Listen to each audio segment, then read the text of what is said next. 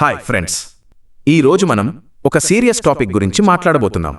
గ్రామాల్లో, పట్టణాల్లో ఎక్కడైనా అద్దెకు ఉండేవాళ్ల జీవితంలో ఎదురయ్యే ఒక బాధాకరమైన సమస్య గురించి. ఊహించండి, అద్దె ఇంట్లో ఉంటున్న కుటుంబంలో ఎవరైనా చనిపోతే ఆ శవాన్ని ఇంట్లోకి కూడా తీసుకెళ్లడానికి ఇంటి యజమాని అనుమతించడం లేదు. లేదా కుటుంబంలో ఎవరైనా అనారోగ్యంతో ఉంటే వెంటనే ఇల్లు ఖాళీ చేయమని ఆర్డర్ వేస్తున్నారు. ఇది అద్దెకు ఉండే ప్రతి ఒక్కరూ జీవితంలో ఎప్పుడో ఒకసారి ఎదుర్కొనే దురదృష్టకర అనుభవం. షాకింగ్ విషయం ఏంటంటే, ఇలా అమానుషంగా ప్రవర్తించే వాళ్లలో బాగా చదువుకున్న వాళ్లే ఎక్కువ మంది ఉన్నారని వినిపిస్తోంది.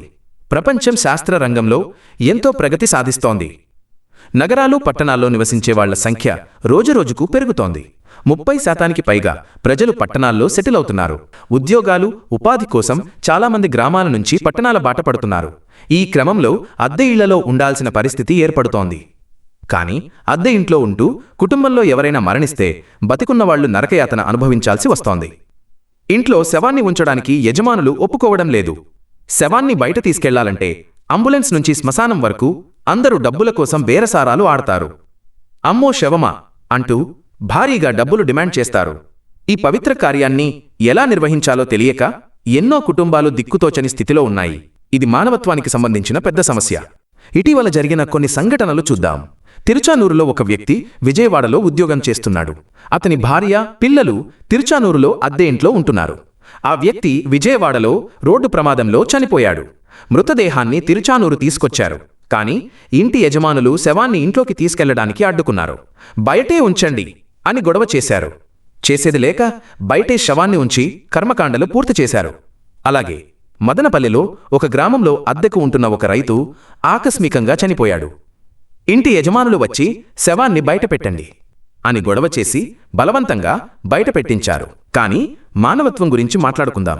కొందరు ముస్లిం సమాజ సభ్యులు ఎవరైనా శవాన్ని అవమానించారని తెలిస్తే వెంటనే ఆ బాధ్యత తీసుకుని శ్మశానం వరకు సాగనంపుతారు. కొందరు అనాథ శవాలకు దహనక్రియ ఖర్చులు కూడా భరిస్తారు.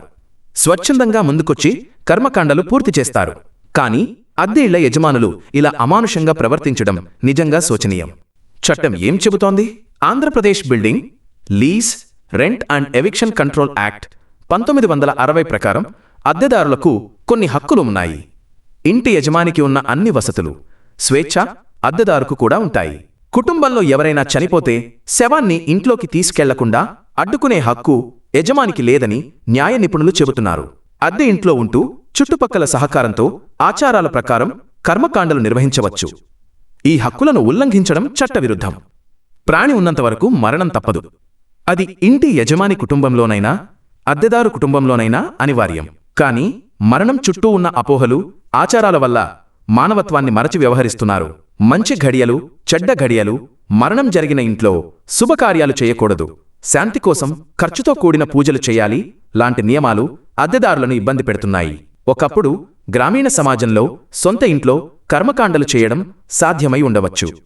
కానీ ఈ ఆధునిక, యాంత్రిక, వలస జీవన సమాజంలో ఇది సాధ్యమా? సొంత ఇల్లు అందరికీ ఉంటుందా? ఉద్యోగాల కోసం వేరే ప్రాంతాలకు, దేశాలకు వెళ్లాల్సిన ఈ రోజుల్లో ఆచారాల పేరిట ఇలాంటి అమానుషాలు సమంజసమా? ఇక్కడే సంస్కరణలు అవసరం. అర్థం లేని, ఆచరణ సాధ్యం కాని ఆచారాలను వదిలించుకోవాలి.